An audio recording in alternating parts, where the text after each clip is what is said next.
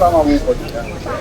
અમે આજે બધા બેઠા છે પીએમ પોષણ શક્તિ નિર્માણ યોજનાના કર્મચારી છે.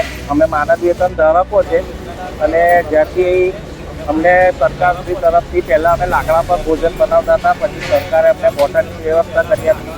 અને ઘણી શાળાઓની અંદર મહિનાની અંદર 2 બોટલ 3 બોટલની જરૂર પડે છે, પણ અહીંયાથી એવો જવાબ મળે છે કે 25 દિવસે 22 દિવસે એક જ બોટલ મળશે. તો એવા સંજોગોની અંદર કે જ્યારે બોટલ હોય નહીં તો અમે બાળકોનું રસોઈ સમયસર કેવી રીતે બનાવી શકીએ? અને આગળ 23, 24, 25ના દિવસે ગુજરાત રાજ્યની અંદર સમગ્ર જગ્યાએ જે છે એ પ્રવેશ ઉત્સવની કામગીરી ચાલુ થવાની છે. તો આવા સમયે બાળકો સમયસર ભોજનથી વંચિત ના રહે એ માટે અમે અહીંયા રજૂઆત કરવા આવે છે.